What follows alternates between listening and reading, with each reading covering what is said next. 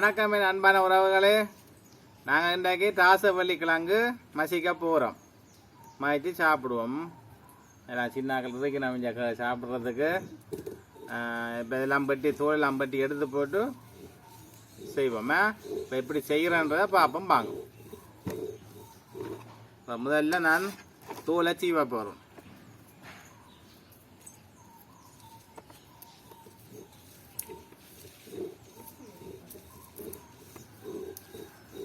தோலை சீவுறாண்டு கையை வெட்டக்கூடாது.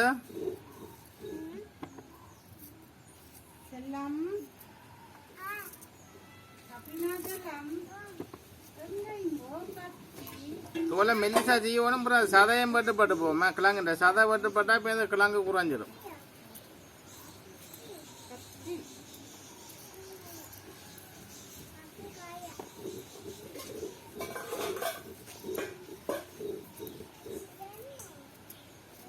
நல்லா பால் விட்டு மசிக்க நல்லா இருக்கும்.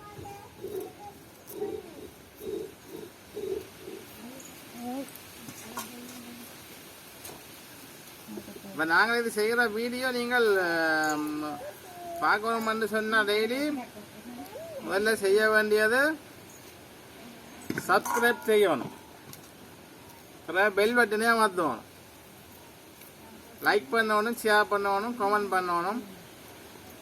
அப்போ தான் நாங்கள் செய்கிற வீடியோ உங்களுக்கு வரும்.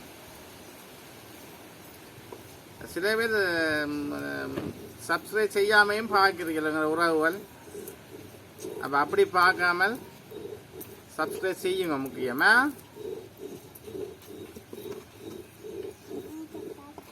கத்தி கையில் வெட்டி போடுங்க கவனமா.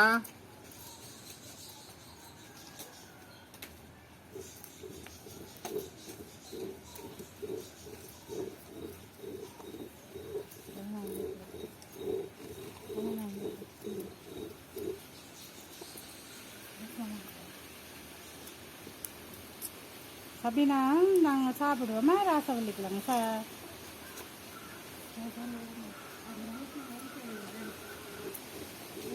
சவிதா இங்கே வாங்க, பட்டு அமைஞ்சு வாங்க பட்டு இந்த கிழங்கத்தான் கத்தி வெட்டுமோ?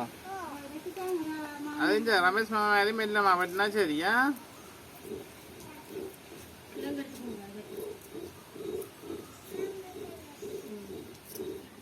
நாங்கள் இந்த தூளெல்லாம் சீவி வச்சுருக்குது.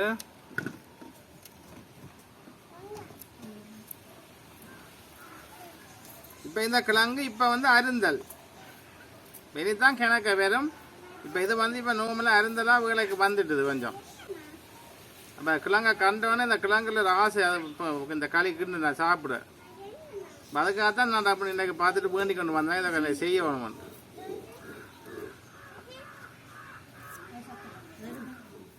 ரைட், நாங்கள் இப்போ வந்து இந்த ராசவள்ளி கிழங்கு கொஞ்சம் இப்போ சட்டப்பாடு பரத்துவங்க இல்லை வடிவா. அதுக்காக சந்தையில் இது 1.5 கிலோ கிழங்கு ராட்டா இருந்து வேணி கொண்டு வந்த நாங்கள். இப்போ கிழங்கு கொஞ்சம் மட்டும் பார்க்காதேங்கோ, அதுக்காக தான் சொல்கிறேன். 1.5 கிலோ கிழங்கு தான் வேண்டி இருந்தது. இப்போ இதில் நாங்கள் செய்து பார்ப்போம், சரியோ? அப்போ இதே நாங்கள் இப்போ உப்பு போட்டு கழுவணும் முதல். உப்பு இதில் போட்டு உப்பு. அப்போ நாங்கள் இதுக்கு கொஞ்சம் உப்பை போட்டு கழுவுற எண்ணத்துக்கு கிடைச்சுன்னா இது இந்த வலுவழுப்பு தன்மை போகிறதுக்கு தான் உப்பை போட்டு கழுவ போகிறோம்.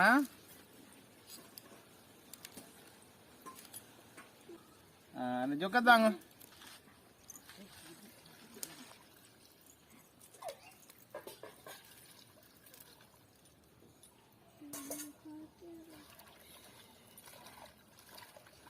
இந்த வலுவழுப்பு போடுறதுக்கு உப்பை போட்டு வடிவா கழுவணுமா.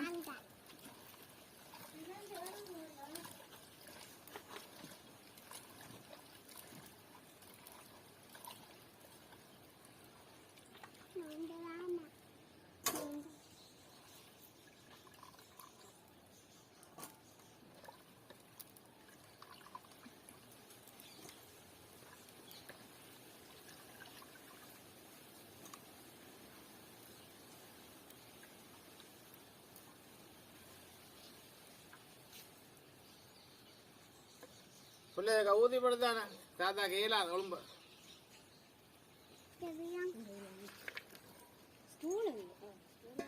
முதல் ஒருக்கா கழுவி போட்டேன். இன்னும் ஒருக்கா கழுவுவோம்.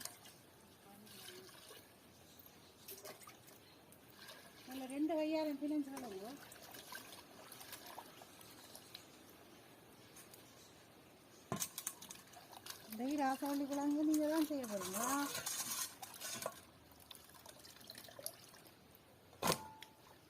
இப்போ அந்த பலவளப்பு தன்மை போட்டு கையில் ஒட்டுற தன்மை இல்லையா?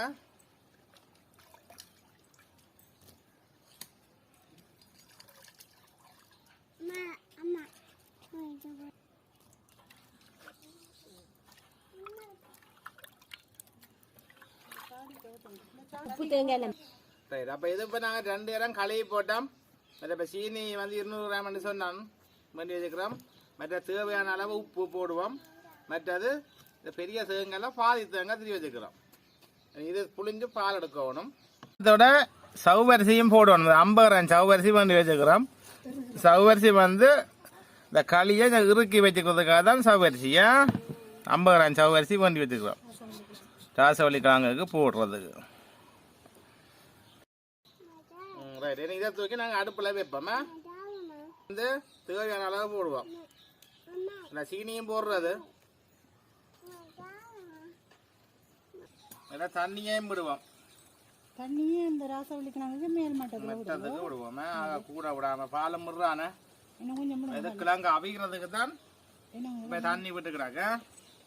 கொஞ்சம் கிழங்கு இந்த மட்டத்துக்கு விட்டுட்டு சரி காணுமோ.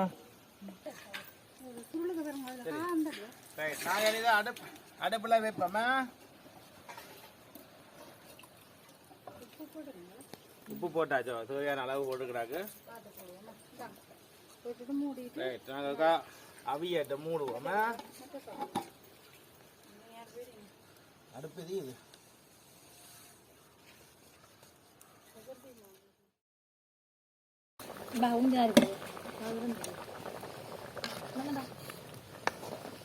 அவிஞ்சிட்டு மசிக்க வேணுமா நீங்கள்.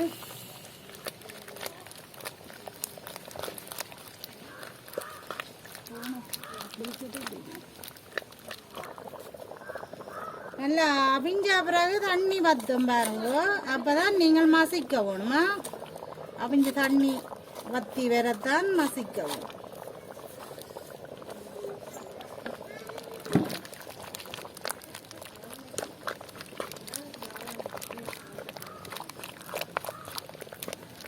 நல்லா பானியாக மட்டும் மசிக்கவும்.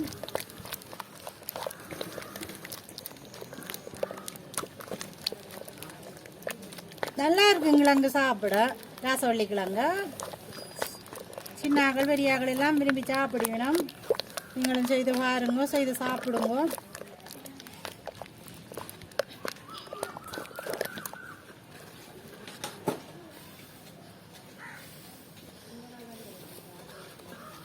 நல்லா அவிஞ்சிட்டுதுன்னு சொன்னால் பாருங்கள் நல்லா கூழாக கரைஞ்சிடுமா.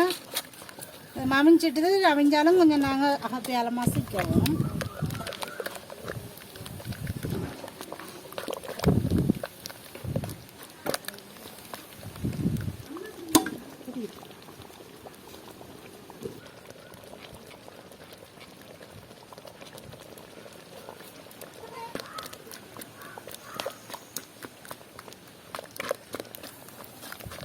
ரசவள்ளி கிழங்குன்ற கலரை பார்த்தீங்களோ நல்ல நாவல் கலராக இருக்குது.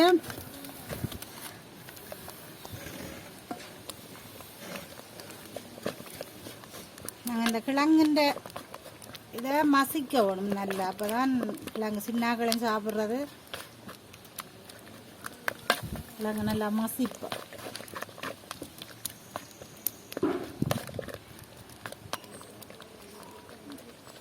இதுக்கு இனி இப்போ இந்த சவ்வரிசியையும் போடுவோம்மா. சவ்வரிசி மாவியே தானே வேணுமா. இப்போ இது 50 கிராம் சவ்வரிசி அதையும் போட்டு தான் நீங்கள் கிண்டுங்க.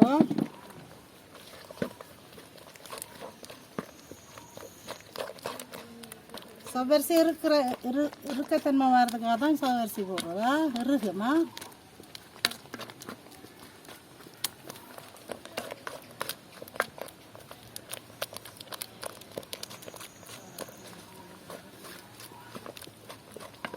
சீனியையும் போடுவோம்.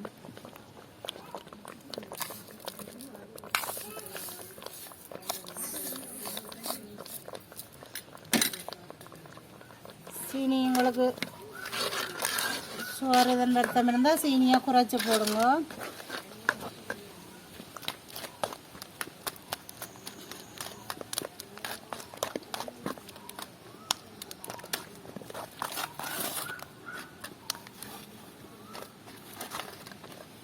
பாலையும் விடுவோம்மா. புளிஞ்சு வச்ச பாலை பாதி தேங்காயில் 1ஆம் பால் 2ஆம் பால் எல்லாம் சேர்த்து புளிஞ்சு வச்சிருக்கு, அதையும் விடுவோம்.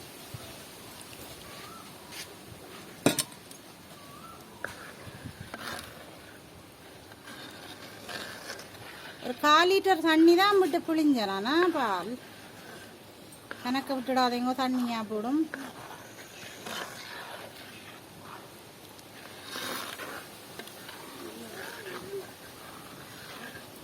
பால் கொதிக்கும் மட்டும் கொஞ்சம் வச்சு கிண்டுவோமா.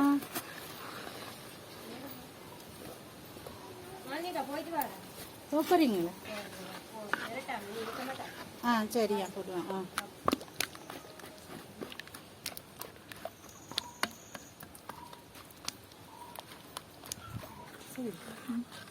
இப்போ நாங்கள் இப்போ கிழங்கு அவிய வச்ச நாங்கள் நீங்கள் கைவிடாமல் கிண்டி கொண்டுருங்க, அடியால் அடிப்பிடிச்சிடுமா. அதுக்காக தான் கிண்டி கொண்டு போகணும். பார்த்தீங்களே எப்படி இருக்கான்னு கிழங்கு, ராசவள்ளி கிழங்கு நல்லா மசிக்க வேணும், அடிப்பிடிக்காமல் கிண்ட வேணும், நல்லா அவிய விட வேணும். அப்போ தான் நல்லா இருக்கும் கிழங்கு சாப்பிட. சில பேர் இந்த பருவத்தில் அப்படியே வச்சு குடிப்பின நல்லா இருக்கும். சில பேர் இறுக்கமாக வச்சு கிண்டி சாப்பிடுவோம் வெட்டி வெட்டி. எப்படி செய்தாலும் டேஸ்டாக தான் இருக்கும் ராசவள்ளி கிழங்கு.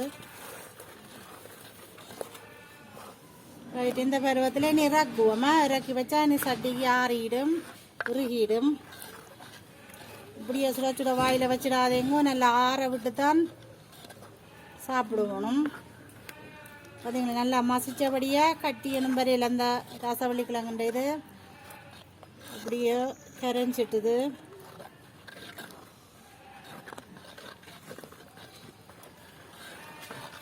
சரி, நாங்கள் இனி இறக்குவோமா.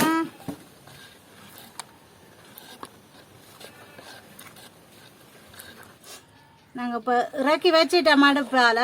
பார்த்தீங்கன்னு சொன்னால் இனி கொஞ்சம் ஆற விட்டுட்டு சாப்பிட. சரியா